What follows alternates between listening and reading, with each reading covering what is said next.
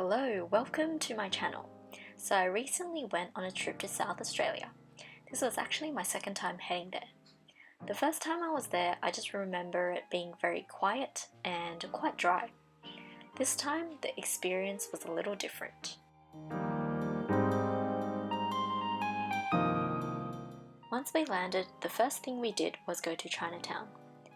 We then explored the city where there was a massive Christmas tree in the middle of the city, which was super pretty.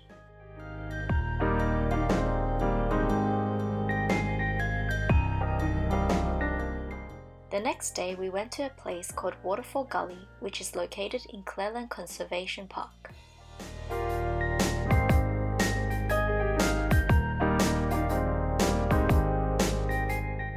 It was a steep walk uphill to get to the top of the waterfall, and the view was okay.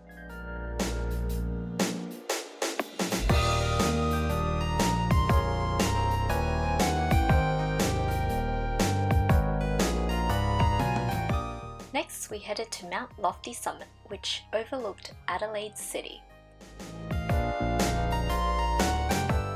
It was about 20 minutes away from the CBD and had a lighthouse, cafe, gift shop and a trail for hiking.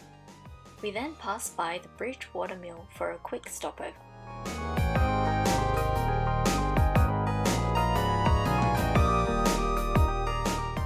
We then headed to the German village Harndorf for a late lunch.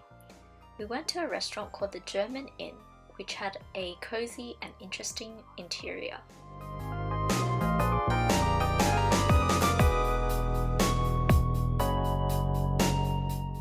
We ordered a pork hock, an Australian barramundi lemon and American ribs. The pork hock came with sauerkraut and mustard gravy. The pork meat fell off the bone quite easily and was quite tasty. The American ribs came with salad and chips, and the ribs had a lot of barbecue flavor in it.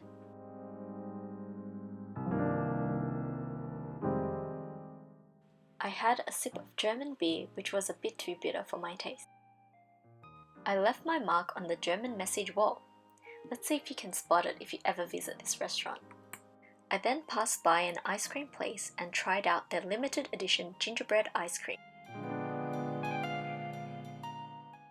Next, we drove to Murray Bridge, which was an hour away from Adelaide City.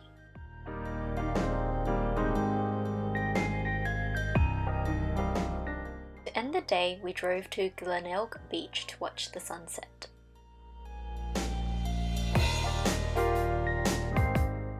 I have to admit that South Australia definitely has many beautiful beaches with a lot less crowd than Sydney.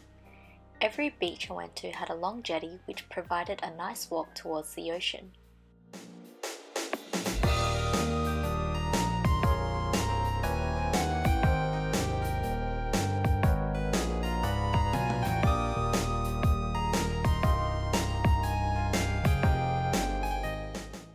Rise and shine!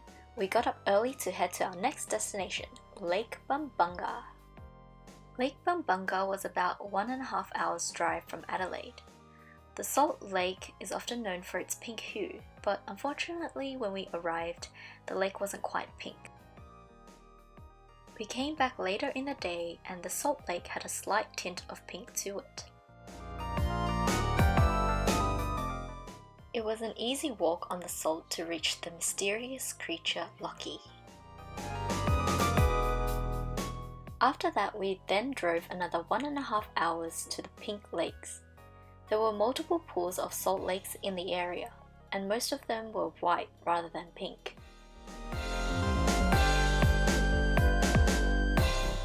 We managed to stop by a lake that was a pale pink to take some pictures.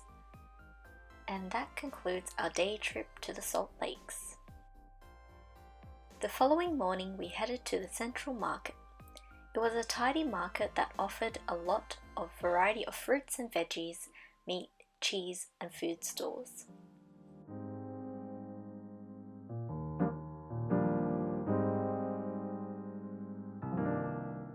We then headed to McLaren Vale and stopped by the Donauenberg Cube.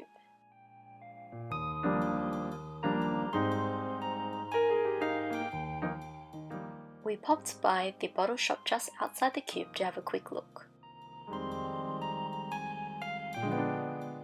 After that, we headed to Port Walunga, where we had some classic fish and chips and a cheesy hot dog for lunch.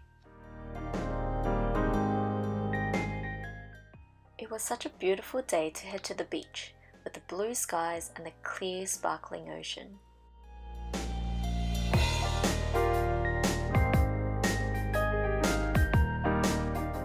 The waves are just so mesmerizing to watch. A little down the coast, we arrived at Southport Beach. The view from the top was amazing, where on one side you see the ocean and on the other side the river.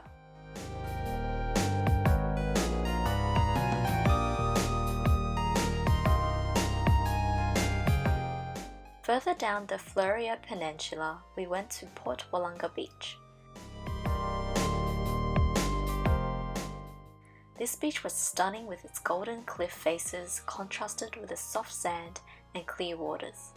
Seriously, the beaches here are amazing. The next day we headed to Kangaroo Island, where our first stop was Seal Bay. There were many sleeping seals on the shore and they were absolutely adorable.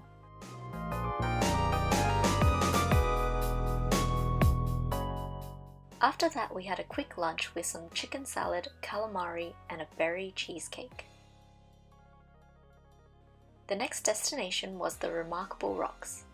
The formation of these rocks were quite spectacular.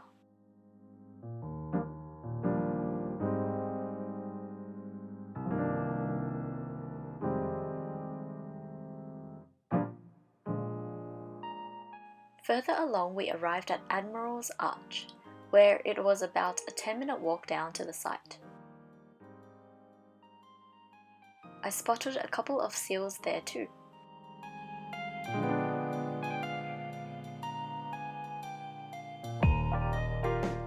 After that, we went to the wildlife park, where we got real close to the kangaroos. It was my first time feeding a kangaroo, which was kinda cute. And of course, I saw some koalas too. And that is it for the day tour of Kangaroo Island. Next up, we headed to the Lavender Farm close to Barossa Valley.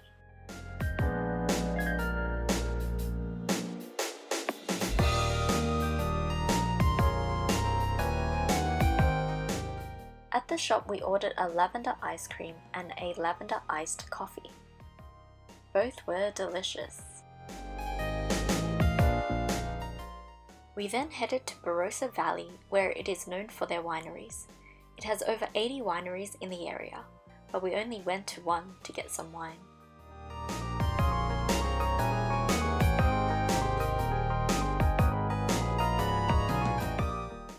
To end the trip, we headed to another beach. Sunset at Grange Beach was spectacular with all the colours in the sky and the silhouette of the long jetty.